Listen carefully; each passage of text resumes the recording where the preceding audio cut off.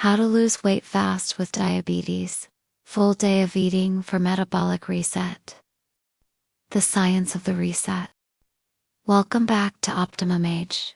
Today, we're tackling the biggest challenge for the 38 million Americans living with diabetes: weight loss.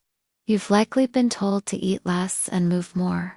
But if you have insulin resistance, your body is biologically programmed to store fat.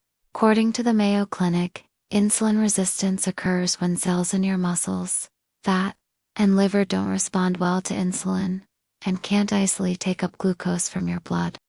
This creates a cycle of high insulin to primary fat storage hormone. A metabolic reset isn't a fad diet.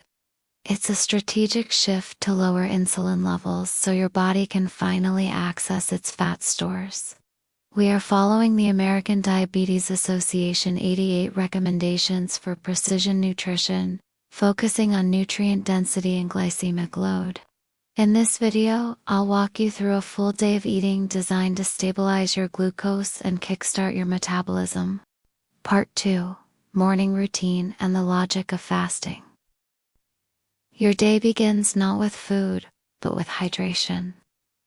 Most Americans experience the dawn phenomenon, a surge of hormones, like cortisol that causes blood sugar to rise even before you eat. To counter this, we start with 1 tablespoon of apple cider vinegar and 8 ounces of water. Research cited by the Mayo Clinic suggests that vinegar can improve insulin sensitivity during a high-carb meal. But here, we use it to prime the gut. Now, let's talk breakfast. Forget the heart-healthy cereal boxes. They are often loaded with hidden sugars. Per ADA standards, we want a low glycemic start. Today's meal: an avocado and spinach omelette with 2 pasteurized eggs. Why? Because fats and proteins have a negligible effect on insulin. By keeping insulin low in the morning, you force your body to burn fat for fuel instead of waiting for the next sugar hit.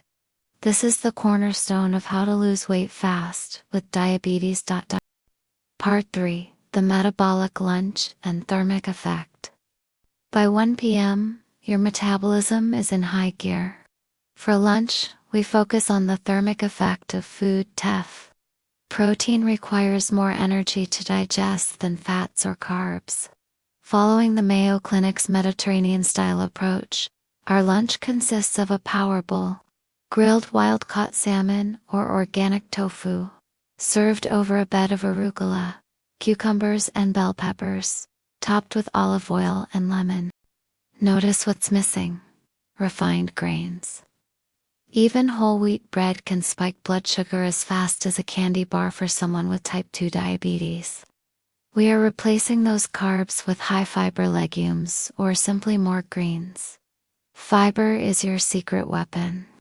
It slows glucose absorption, preventing the post-lunch slump and keeping your fat-burning enzymes active. Remember, every bite is either feeding your health or feeding the disease. Part 4: Evening Repair and the Sleep Connection. As the sun sets, your body's insulin sensitivity naturally decreases. This is why a large late-night dinner is the fastest way to gain weight with diabetes.